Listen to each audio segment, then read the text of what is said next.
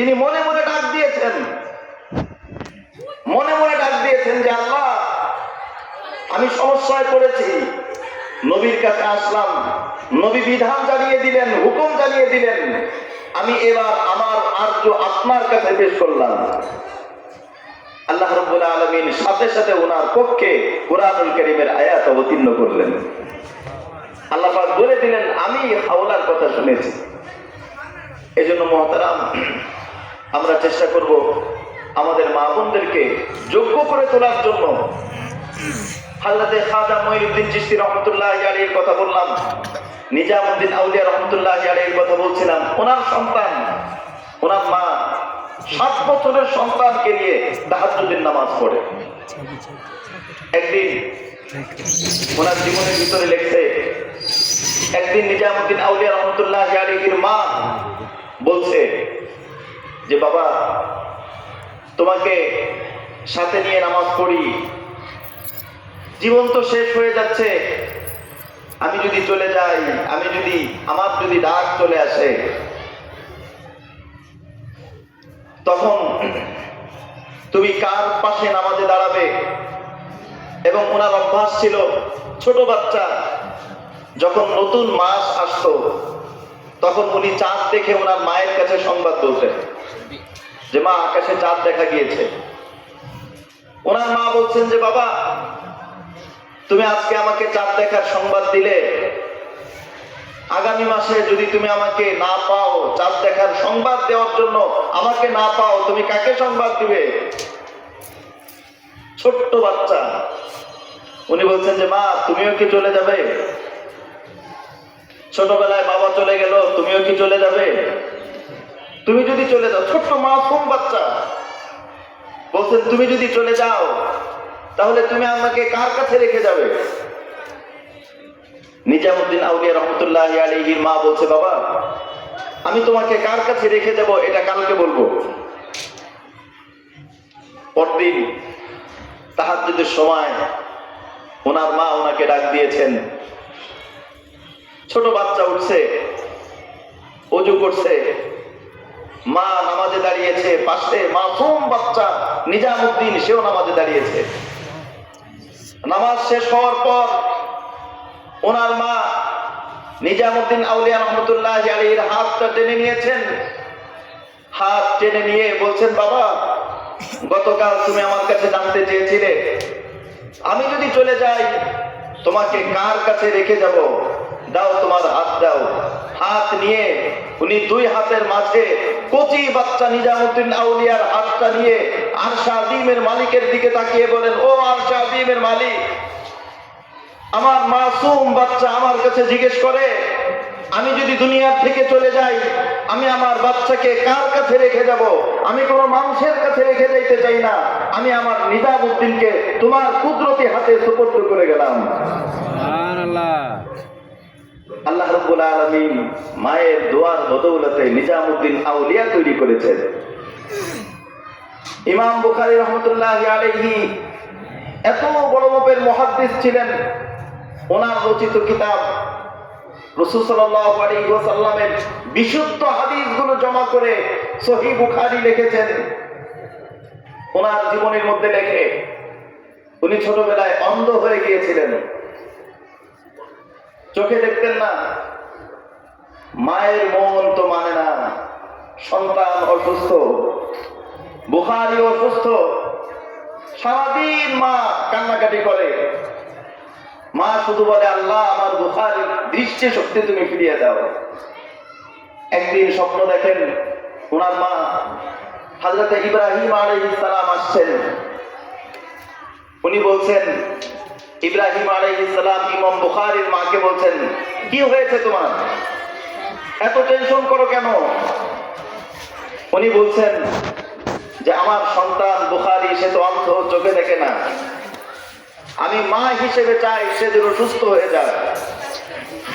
স্বপ্নের ভিতরে হযরত ইব্রাহিম আলাইহিস সালাম বলছেন, যাও, তোমার বুখারী সুস্থ হয়ে গিয়েছে। ঘুম থেকে ওঠার পর ইমাম বুখারী রহমাতুল্লাহি আলাইহির মা দেখেন যে তার সন্তান ইমাম বুখারী আল্লাহ রাব্বুল আলামিনের বিশেষ অনুগ্রহে পরিপূর্ণ দৃষ্টি শক্তি ফিরে পেয়েছেন। এটা হলো নারী। এজন্য মুসলিমদের আইডল এমন হওয়া চাই। আমাদের যে সমস্ত মা বোনরা শুনছেন, আমরা যারা এসেছি, আমরা চেষ্টা করব আমাদের এরকম আইডল হওয়ার জন্য। কুরআনুল কারীম আল্লাহ রাব্বুল আলামিন মুসলিম নারীদের বিভিন্ন আইডল আলোচনা করেছেন। তার মধ্যে একজন আইডল হযরতে আসিয়া, ফিরাউনের স্ত্রী। স্বামী দিনদার না, স্বামী ইসলামের প্রকাশ্য দুশমন ফিরাউন, কিন্তু তার স্ত্রী কতটা ইসলামের জন্য নিবেদিত প্রাণ। এজন্য নারী যদি ঠিক হয়ে যায়, অনেক কিছু সহজ হয়ে যায়। হযরতে আসিয়া যখন ঈমান প্রকাশ হয়ে গেল, ফিরাউন বলল, আসিয়া, তোমাকে আমি অনেক মহব্বত করি, ভালোবাসি, তুমি রাজ সিংহাসনে রাজ রানী হয়ে থাকো, কিন্তু আমাকে মানো না, এটা কি হয়? আসিয়া বললেন, আমি তোমাকে কেন মানবো? তুমি তো তোমার মালিককে মানো না। তুমি যদি তোমার মালিককে না মানো, আমি তোমাকে কিভাবে মানবো? তখন ফিরাউন বলল, আমার মালিককে? তখন হযরতে আসিয়া বললেন, তোমার মালিক, আমার মালিক, আসমানের মালিক, জমিনের মালিক, গোটা পৃথিবীর মালিক হচ্ছেন আল্লাহ। ফিরাউন বলছে, আসিয়া, তুমি কি জানো তোমার শাস্তি কি হবে? তখন আসিয়া বলছে, কি শাস্তি দিবে তুমি? ফিরাউন বলল, তোমাকে ঘর থেকে বের করে দিব, সিংহাসন থেকে বের করে দিব, এবং জ্বলন্ত আগুনের ভিতরে, জ্বলন্ত ফুটন্ত তেলের ভিতরে তোমাকে চুবিয়ে মারবো, তোমার সামনে তোমার সন্তানকে শেষ করব। হযরতে আসিয়া বললেন, আর কিছু? আর কিছু করবে তুমি? ফিরাউন বলল, তোমার এখনো সময় আছে, তুমি ফিরে আসো। হযরতে আসিয়া উপরের দিকে তাকালেন। ফিরাউন বলছে, কি ফিরে আসবে? কি চিন্তা করছো, ফিরে আসবে তুমি? আল্লাহ রাব্বুল আলামিন কুরআনুল কারীমের মধ্যে বলেছেন, ইয ক্বালাত রাব্বি ইবনি লি ইনদাকা বাইতান ফিল জান্নাহ ওয়া নাজ্জিনি মিন ফিরআউনা ওয়া আমালিহি ওয়া নাজ্জিনি মিনাল কওমিজ যালিমিন। আসিয়া বলছেন, ফিরাউন, তুমি যত কষ্ট দাও, ফুটন্ত তেলের ভিতরে ডুবিয়ে মারতে চাও, তুমি তোমার সিংহাসন থেকে বের করতে চাও, আমি আমার মালিককে বললাম, আসমানের দিকে তাকিয়ে বললাম যে আল্লাহ, ফিরাউন তার সিংহাসন থেকে বের করে দিচ্ছে, আমি তোমার জন্য সিংহাসন ছাড়লাম, তুমি তোমার সন্তুষ্টির জন্য আমি ত্যাগ স্বীকার করলাম, তুমি আমার জন্য জান্নাতে ঘর নির্মাণ করো। এজন্য নারীরা, যে সমস্ত মা বোনরা দুনিয়া নিয়েই ব্যস্ত, দুনিয়ার বিভিন্ন মডেলটাই হচ্ছে তাদের স্বপ্ন, দুনিয়ার বিভিন্ন ফ্যাশন হচ্ছে তাদের টার্গেট, আমরা চেষ্টা করব আমাদের টার্গেট যেন হয় জান্নাত, আমাদের টার্গেট যেন হয় আল্লাহ, আমাদের টার্গেট যেন হয় সাহাবায়ে কেরাম, আমাদের টার্গেট যেন হয় আসিয়ার মতো ঈমান, আমাদের টার্গেট যেন হয় হযরতে খাদিজার মতো ত্যাগ, আমাদের টার্গেট যেন হয় হযরতে আয়েশার মতো আত্মশুদ্ধি। তাহলে সমাজ বদলে যাবে। একজন মা, তিনি যদি ভালো হন, একজন মা যদি আল্লাহ ওয়ালি হন, একজন মা যদি দিনদার হন, আল্লাহ রাব্বুল আলামিন তার পেটের ভিতরে বড় বড় ইমাম তৈরি করবেন। ইমাম শাফি রাহমাতুল্লাহি আলাইহি, তার জীবনেও একজন নারী। আমরা পড়েছি বড় পীর আব্দুল কাদের জিলানী রাহমাতুল্লাহি আলাইহি, ওনার সাথে সাক্ষাৎ করে বিশাল একদল ডাকাত কাফেলা ভালো হয়ে গেল। এর মূল ছিল ওনার মায়ের একটা উপদেশ, বাবা খবরদার মিথ্যা কথা বলবে না। মা বলেছে, বাবা খবরদার মিথ্যা কথা বলবে না। এই যে মায়ের উপদেশ এমন ভাবে জীবনে ধারণ করেছে, সারা জীবন মায়ের উপদেশ অনুযায়ী চলেছে। এজন্য আমার প্রথম কথা হচ্ছে, আমাদের যে সমস্ত মা বোনরা আজকে তারা পুরস্কার নিলেন, এবং যে সমস্ত আমাদের মেয়েরা যারা নাকি ভালো রেজাল্ট করে ভালো কিছু করলেন, এবং যে সমস্ত মা তাদের সন্তানদেরকে মাদ্রাসায় পড়িয়েছেন, আমরা সবাই চেষ্টা করি আমরা যেন দিনদার হতে পারি, আল্লাহওয়াতে হতে পারি। তাহলেই আমাদের এই মাদ্রাসা, এই মাহফিল, এই অনুষ্ঠান সার্থক হবে, সফল হবে। আল্লাহ রাব্বুল আলামিন আমাদের সকলকে তৌফিক দান করে। দ্বিতীয় বিষয় হচ্ছে, আমরা যারা পুরুষরা আছি, আমরা যারা অভিভাবকরা আছি, তাদেরকে লক্ষ্য করে কয়েকটা কথা। প্রথম কথা হলো, বর্তমান পৃথিবী যেই গতিতে এবং যেই টার্গেটে আগাচ্ছে, মানুষ যত উন্নতি করতে চাচ্ছে তত মানুষ বেশি অবনতির দিকে যাচ্ছে। আগের থেকে আমরা যদি লক্ষ্য করি, বাহ্যিক বস্তু দিয়ে অনেক কিছু উন্নতি হয়েছে, কিন্তু সংসারে এবং পরিবারে শান্তি আসে নাই। আগের যুগে আমরা এখানে যারা মুরব্বী আছি তারা দেখবো, একদম আগের যুগের যখন এরকম গ্রামে বিদ্যুৎও ছিল না, পাকা রোডঘাটও ছিল না, কিন্তু মানুষের সংসারের ভিতরে শান্তি ছিল। কি বলেন? মিল মহব্বত ছিল, ভাই ভাইয়ের মধ্যে মহব্বত, প্রতিবেশীর মধ্যে মহব্বত, একটা আন্তরিকতা ছিল। কিন্তু এখন দিন যত যাচ্ছে তত মানুষের ভিতরে বর্বরতা, দিন যত যাচ্ছে মানুষের ভিতরে হিংস্রতা এবং পারস্পরিক দুশ্মনী, এগুলো ধীরে ধীরে মানুষ একদম নিজের ভিতরে আপন করে নিচ্ছে। এটার একমাত্র কারণ আমরা মনে করছি সফলতা মনে হয় সার্টিফিকেটে, সফলতা মনে হয় টাকার ভিতরে, সফলতা মনে হয় পদের ভিতরে। না, আল্লাহ রাব্বুল আলামিন সফলতা রেখেছেন, শান্তি রেখেছেন কেবলই শুধুই মাত্র আল্লাহর দ্বীনের ভিতরে। নবীর যুগে সাহাবায়ে কেরাম কেমন ছিলেন?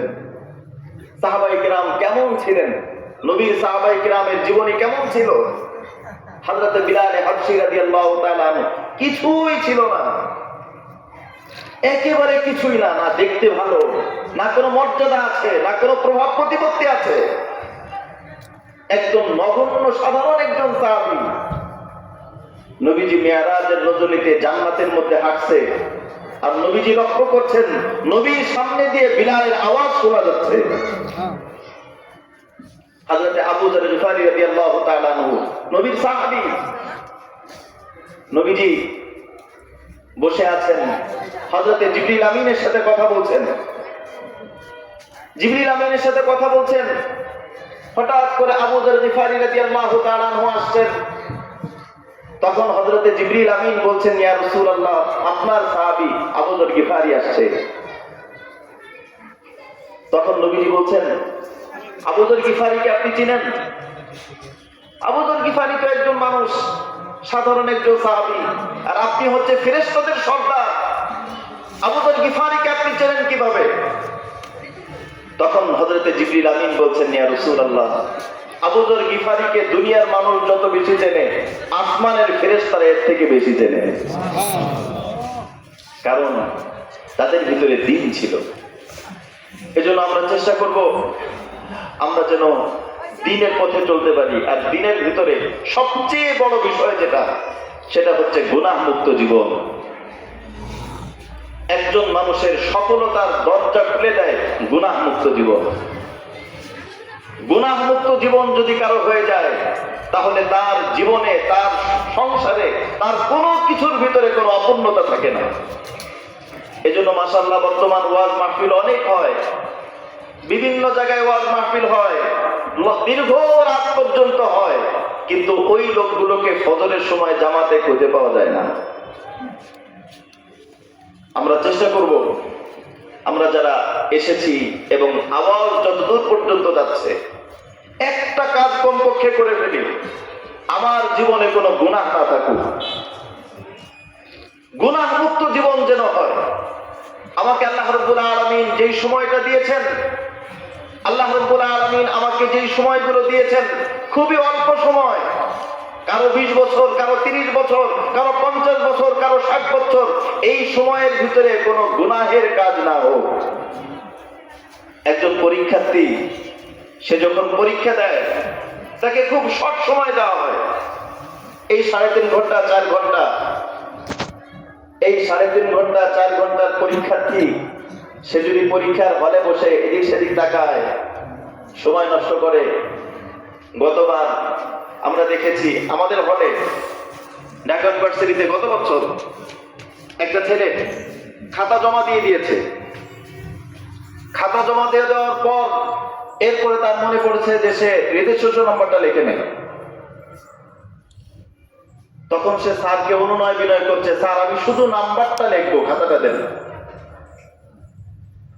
স্যার বলছে, না এটা তো ফেরত হবে না, খাতা একবার জমা হয়ে গেলে ফেরত হয় না। এই ছাত্র এত অনুনয় বিনয় কান্নাকাটি করছে, শুধু আমি নাম্বারটা লিখবো। স্যার বলছেন এটা অসম্ভব। খাতা জমা হয়ে যাওয়ার পর আর তাকে ফেরত দেওয়া হয় না। এই দৃশ্য দেখার পর আমার চোখে পানি চলে আসছে, আমার চোখে পানি চলে আসছে। মনে পড়ছে কোরআনুল কারীমের ওই আয়াত, ওয়ালাউ তারা ইদিল মুজরিমুনা নাকিসু রুউসিহিম ইনদা রাব্বিহিম রব্বানা আবসারনা ওয়া সামি'না ফারজি'না না'মাল সালিহান ইন্না মুকিনুন। আল্লাহ রাব্বুল আলামিন কোরআনুল কারীমের মধ্যে বলছেন, আল্লাহ পাক যখন হাসরের ময়দানে আমলনামা দিয়ে দিবেন, ফলাফল ঘোষণা করবেন। আজকে এখানে ফলাফল ঘোষণা করা হলো, কেউ বোর্ডের ভিতরে 1 নম্বর হয়েছে। হাসরের ময়দানে যখন ফলাফল দিয়ে দিবেন, যার ফলাফল ভালো হবে, আজকে শুধু মিরপুর 6 নম্বরের মধ্যে না, শুধু মিরপুরের ভিতরে না, শুধু বাংলাদেশের ভিতরে না, হযরত আদম আলাইহিস সালাম থেকে কিয়ামত পর্যন্ত যত মানুষ আছে সমস্ত মানুষের সামনে ফলাফল ওপেন করা হবে সেদিন। আর সেদিন যার ব্যাপারে ফয়সালা হবে, যার আমলনামা ডান হাতে আসবে, যে সেদিন জয়যুক্ত হবে, সবচেয়ে বড় জয় হচ্ছে জান্নাতুল ফিরদাউস জয়। আমরা বলি হিমালয় জয় করা এটা কোনো জয়ের কিছু না, বড় কোনো কিছু জয় করা এটা জয়ের কিছু না। মুসলমান সবচেয়ে বড় জয় হলো জান্নাতুল ফিরদাউস জয় করতে পারা। এই জয় যে করতে পারছে সে সেরা। ময়দানে মাহশরে যেদিন যারা জান্নাতুল ফিরদাউস জয় করবে, সে তার আমলনামা উঁচু করে রাখবে, চিৎকার করে বলবে, হা উমুকরাউ কিতাবিয়া। বাবাকে দেখাবে, মাকে দেখাবে, বন্ধুকে দেখাবে, সাথীকে দেখাবে, এলাকাবাসীকে দেখাবে, দেখো আমি আমলনামা ডান হাতে পেয়েছি, আমার জন্য জান্নাতুল ফিরদাউসের ফয়সালা হয়েছে। এবং সে বলবে, ইন্নী যানানতু আন্নী মুলাকিন হিসাবিয়া। কারণ আমি জানতাম, আমি দুনিয়ার মধ্যে চলেছি, কিন্তু আমি সব সময় জানতাম একদিন আল্লাহর কাছে যেতে হবে। আমি ব্যবসা করেছি, ভেজাল দেই নাই, কারণ আমি জানতাম ভেজাল দিলে হয়তো গ্রাহক ধরতে পারবে না, কিন্তু মালিকের সামনে আমাকে জবাব দিতে হবে। আমি ফজরের সময় শুয়ে থাকতাম না, কারণ আমি জানি ফজরের সময় যদি শুয়ে থাকি হয়তো 1 ঘন্টা 2 ঘন্টা ঘুমাইতে পারবো, কিন্তু এর কারণে কবরের মধ্যে ফেরেশতারা আমাকে ঘুমাইতে দিবে না। যারা ফজরের সময় ঘুমিয়ে থাকে কবরের মধ্যে ঘুমাইতে পারবে না, জাহান্নামের ফেরেশতারা ঘুমাইতে দিবে না। সে বলবে, আমি মানুষের সাথে লেনদেন করেছি, কাউকে ঠকাই নাই, কাউকে কষ্ট দেই নাই, কারোর সাথে খারাপ ব্যবহার করে নাই, কারোর উপর জুলুম করে নাই, ওজনে কম দেয় নাই, কারণ আমি জানি একদিন আল্লাহর কাছে আমাকে যেতে হবে। পক্ষান্তরে যারা সেদিন অপরাধী হবে, যারা সেদিন অপরাধী হবে তাদের মাথা নিচু থাকবে। এলাকাবাসী তাকিয়ে দেখবে আমাদের অমুক সাহেবের মাথা নিচু, সন্তান তাকিয়ে দেখবে বাবার মাথা নিচু, মায়ের মাথা নিচু, বন্ধুর মাথা নিচু। তখন তারা বলবে যে আল্লাহ আজকে তো সব দেখলাম, আজকে তো সব শুনলাম, আমাদেরকে আর একটু সময় দাও, আর একবার দুনিয়াতে ফেরত পাঠাও, আমরা সর্বোচ্চ আমল করে আসবো। তাফসীরের ভিতরে আসছে, অপরাধীদেরকে যদি দুনিয়াতে একবারের জন্য পাঠানো হয়, ওরা যে সিজদায় পড়বে, মৃত্যুর আগ পর্যন্ত সিজদা থেকে মাথা উঠাবে না। আমার দৃশ্যটা দেখে মনে পড়লো, একজন শিক্ষার্থী, সে খাতা জমা দেওয়ার পর যেরকম আর ফেরত হয় না। মুহতারাম, আজকে আমার হাতে সময় আছে, আজকে আমার হাতে সময় আছে, কিন্তু এই মাটির নিচে যে সমস্ত আল্লাহর বান্দারা শুয়ে আছেন, তাদের হাতে সময় নাই। সবচেয়ে দুর্ভোগ, সবচেয়ে হতভাগা ওই সমস্ত লোক যারা এত লম্বা রাত পাওয়ার পরেও নামাজ পড়তে পারে না। এত লম্বা রাত চলতেছে, দীর্ঘ সময় যাচ্ছে, এরপরও নামাজের তৌফিক যদি না হয়, এর চেয়ে হতভাগা, এর চেয়ে কপাল পোড়া আর হইতে পারে না। আল্লাহ রাব্বুল আলামিন কুরআনুল কারীমের মধ্যে বলেছেন, যারা নাকি সেদিন অপরাধী হবে, মাথা নিচু, লজ্জায় চেহারা দেখাতে পারবে না, চতুর্দিক থেকে ধিক্কার, ফেরেশতারা যখন তাদেরকে টেনে নিবে, তারা চিৎকার করতে থাকবে। এজন্য মুহতারাম, আজকে আমাদের হাতে সময় আছে। আল্লাহ রাব্বুল আলামিন প্রতিদিন শেষ রাত্রে ডাকেন, নাম ধরে ধরে ডাকেন, নাম ধরে ধরে ডাকেন। এই কারো ক্ষমা লাগবে?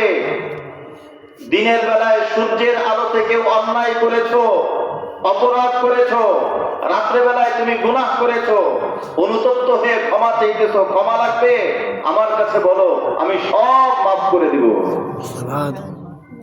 রব্বুল আলামিন শেষ রাত্রে নাম ধরে ধরে ডাকেন।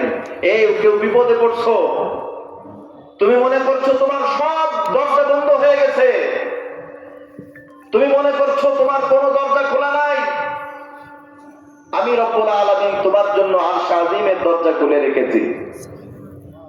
আমার কাছে বলো, আমি তোমার সব পেরেশানি দূর করে দিব। রব্বুল আলামিন শেষ রাত্রে ডাকতে থাকেন, রব্বুল আলামিন বলতে থাকেন, কারো কোনো হাজাত আছে, প্রয়োজন আছে, আমার কাছে বলো। বিভিন্ন দরজায় দরজায় দৌড়ায় দৌড়ায় জুতা ক্ষয় করে লাভ কি? অফিসে অফিসে স্যারদের পিছনে পিছনে দৌড়ায় লাভ কি? আমার কাছে বলো, আমি তোমার সব প্রয়োজন পূরণ করব। এটা হচ্ছে এই দুনিয়া। কারণ আমার হাতে সময় আছে। আজকেই যদি সময়টা বন্ধ হয়ে যায়, আজকেই যদি আমার মৃত্যু হয়ে যায়, সাথে সাথে সময় বন্ধ, সাথে সাথেই পট পরিবর্তন। যেই আল্লাহ প্রতি রাত্রে আমাকে ডেকেছেন, আমি ঘুমিয়েছিলাম, যেই আল্লাহ প্রতি রাত্রে আমাকে ডেকেছেন, আমি ঘুমিয়েছিলাম, কান্দাই নাই, আজকেই যদি আমার মৃত্যু হয়ে যায়, আজকেই যদি আমার মৃত্যু হয়ে যায়, রব্বুল আলামিন কুরআনুল কারীমের মধ্যে বলেছেন, জাহান্নামীরা যখন জাহান্নামে চলে যাবে, তখন তারা অতিষ্ঠ হয়ে জাহান্নামের শাস্তি সহ্য করতে না পেরে চিৎকার করে বলবে, ওয়ানাদাউ ইয়া মালিকু লিয়াকদি আলাইনা রাব্বুক, মালিক তোমার রবকে বলো আমাদেরকে যেন মৃত্যু দিয়ে দেয়, মরে যাওয়াও ভালো, এই শাস্তি সহ্য করতে পারছি না। আমার হায়াত থাকতে রব্বুল আলামিন প্রতি রাত্র আমাকে ডাকতেন, কিন্তু সেই দিন আমি ডাকবো, রব ডাক শুনবেন না, কারণ টাইম শেষ, রব ডাক শুনবেন না। তাফসীরের ভিতরে আসছে, আল্লাহ রাব্বুল আলামিন 1000 বছর পর্যন্ত উত্তর দিবেন না, 1000 বছর পর্যন্ত ডাকতে থাকবে। অথচ এখন প্রতি রাত্র ডাকছেন, আমি উত্তর দেই না। আর সেদিন 1000 বছর ধরে ডাকবে, আল্লাহ রাব্বুল আলামিন 1000 বছর পরে উত্তর দিবেন। কি উত্তর? ইন্নাকুম মাকিসুন, ওখানেই থাকো, ওখানেই থাকো, কোনো কথা শোনা হবে না, কোনো আবদার কবুল করা হবে না। তোমাকে আমি প্রতি রাত্রে ডেকেছি, তুমি আমার কথায় কানে দাও নাই, আমার কথায় সায় দাও নাই। এজন্য মুহতারাম, আমরা যারা এসেছি দীর্ঘ রাত পর্যন্ত বসে আছি, আমরা আজকের এই মাহফিল থেকে একটা শপথ নিয়ে যাই, যে কয়দিন হায়াত আছে আল্লাহ রাব্বুল আলামিন আমাদেরকে যে কয়দিন হায়াত দিয়েছেন এই সময়টুকু কাজে লাগানোর চেষ্টা করি, যতটুকু পারি কাজে লাগানোর চেষ্টা করি। সময় ফুরিয়ে যাচ্ছে। পরীক্ষার হলে আমরা দেখি পরীক্ষার যিনি গার্ডে থাকেন তিনি সব লক্ষ্য করেন, কেউ সুন্দরভাবে দেখে, আবার কেউ দুষ্টমি করে, কেউ নকল করে, কেউ আরেকজনের খাতার দিক তাকিয়ে থাকে, কেউ এমনিতে হেলায় খেলায় এমনিতেই সময়গুলো নষ্ট করে। পরীক্ষক যিনি থাকেন তিনি সবাইকে সমান সুবিধা দেন। যে সঠিক উত্তর লিখছে না, ভুল উত্তর লিখছে, তার মাথার উপরেও ফ্যান চলে। যে নাকি সঠিক উত্তর লিখছে না তার জন্য লুজ পেপার দেওয়া হয়, তার জন্য কাগজ দেওয়া হয়, তাকেও সুযোগ সুবিধা দেওয়া হয়। অনুরূপ ভাবে এই দুনিয়ার ভিতরে আল্লাহর নাফরমান যে, সেও আল্লাহর নিয়ামত ভোগ করছে, আল্লাহর হুকুম যে মানে সেও নিয়ামত ভোগ করছে। আল্লাহর নাফরমান, তার জন্য নিয়ামত বরাদ্দ আছে। কিন্তু যখন খাতা জমা দেওয়া হয়ে যাবে, যখন আমার চক্ষু বন্ধ হয়ে যাবে, আমার সব কিছু তখন রব্বুল আলামিনের কাছে জমা হয়ে যাবে। এজন্য আসুন, অল্প সময়ের এই জীবন। আমরা পত্র পত্রিকায় দেখি কত যুবক বুক ভরা আশা নিয়ে ঘর থেকে বের হয়, আর সন্ধ্যার সময় লাশ হয়ে ঘরে ফিরে। মৃত্যুর কোনো বয়স নাই। দুনিয়াতে আসার সিরিয়াল আছে, আগে দাদা আসবে, এরপরে বাবা, এরপরে নাতি, কিন্তু যাওয়ার কোনো সিরিয়াল নাই। দাদা ও নাতিকে দাফন করতে পারে এবং সন্তান পিতার আগেও চলে যেতে পারে। এজন্য আসুন জীবনটাকে শুধরাই। আমরা কমপক্ষে একটা কাজ করি, আল্লাহ রাব্বুল আলামিন আমাকে যতটুকু হায়াত দিয়েছেন এতটুকু সময়ের ভিতরে আমি কোনো গুনাহের কাজ না করি। হযরতে মুআজ রাদিয়াল্লাহু তাআলা আনহু, নবীজি যখন মুআজকে ইয়ামানে পাঠাচ্ছিলেন, তখন নবীজি বললেন, মুআজ, তোমাকে আমি ইয়ামানে পাঠালাম, তোমার কেমন লাগবে? পরবর্তীতে যখন তুমি মদিনায় আসার পর আমাকে পাবে না, তুমি আমার কবর দেখবে কিন্তু আমাকে পাবে না। এই কথা শোনার পর হযরতে মুআজ হাউমাউ করে কান্না শুরু করলেন। হাউমাউ করে কান্না করছেন, হায় রে, নবীকে পাবো না, নবীর সাথে এটাই শেষ দেখা। সাহাবায়ে কেরাম নবীকে না দেখে থাকতে পারতেন না।